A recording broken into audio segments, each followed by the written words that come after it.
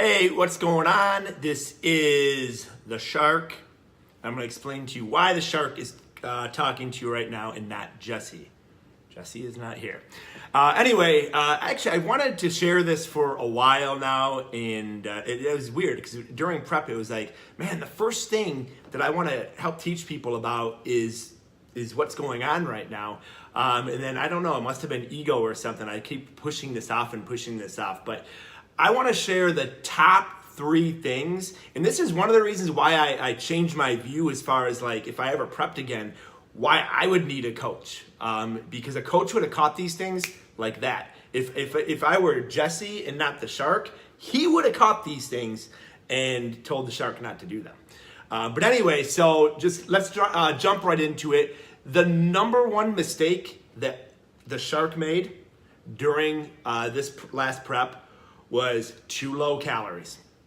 Back in May, April, before I even thought about competing or committed to competing, we were pretty on point. I was pretty on point. Then I got, okay, we're gonna do a show. I sent the entry forms in and everything. And then you just let people get in your heads, and they may or may not have the best interests in mind, but it's like you start chasing that leaner, or those shredded glutes, or whatever it might be. And I just cut my calories way lower than I would ever do to a client. And that had ramifications to it. It didn't necessarily, I think, impact the final end product, but I'll tell you what, it impacted the process to get there. Because when you're a growing man with a decent amount of muscle mass, eating 1,500 calories, okay, I didn't do that till like the very end.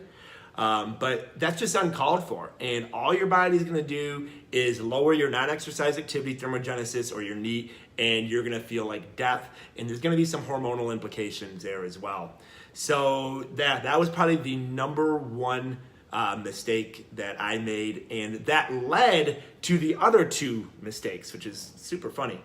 So again, not saying that you don't have to cut, you got to be in a caloric deficit. There's no doubt about that. But more isn't better. More of a cut isn't going to get you there quicker. In some cases, maybe it will. But I'm going to tell you what, that's why a lot of people on those low-calorie diets, they give up on the process altogether. They're like, there's no way I can't function like this. And I'll tell you what, if it wasn't for the purpose of this prep, it got to that point where I'm like, no, this isn't healthy, this isn't right. When you got to drink a Bang just to walk out of your car, and then another Bang to grab the groceries to get back in the car. I mean, that's a little exaggerated, but all right. So speaking of Bangs, mistake number 2. So now we cut the calories. Now we got to deal with this low energy, the really low heart rate, the non-exercise activity thermogenesis, or the lowered NEAT. So now we're battling these things. So what do? You turn to caffeine. I've never been like a high caffeine person. I'm a cup of coffee person, some sugar-free Monster, whatever. Now, and I've never really drank Bangs before. They were too much. I'd sometimes sip one when I'd MC a show, and I'd have to sip it because it would make my heart race. Now, I was doing at least a Bang a day, and I started adding caffeine to my coffee. So I got the fat loss shredded. I was taking some Beverly 7 keto. So now I had all these thermogenics. Jesse actually added it up. It was like 1,800 milligrams of caffeine. Okay. Well, yeah, the body's going to react really, really good to that, right? So I think my caffeine protocol was a fat loss, fat loss 7 keto, I think is from Beverly's what I use. That with my morning cup of coffee. Then we started adding Yohimbe. Then we would do a Bang, which I didn't even count that caffeine, on the way to the gym. But on top of that, with my, meal number 2 or 3, I would do like another fat loss, 7 keto or something like that. So, and remember, we're probably doing this increase in caffeine because of the lower calories. So mistake 1 led to mistake 2. All right. And by the way, all of these things are just pumping cortisol through your body, just pumping cortisol. My body weight started going up and up and up, and I'm losing fat, but my weight's going up from the inflammation and the water retention from the mass amounts of cortisol that were coming in. And it got to the point at the very end where I was missing formulation. I'd be formulated to lose like a pound of fat a week, and it would be like 0.75, or a few weeks like 0.5. just because of that inflammatory response. And then finally is combining intensity and volume within a given workout. That's not our protocol. That's not what we recommend. We have intensity days and volume days, but you get into that more is better mentality, when oftentimes in prep, less is more, not more is less.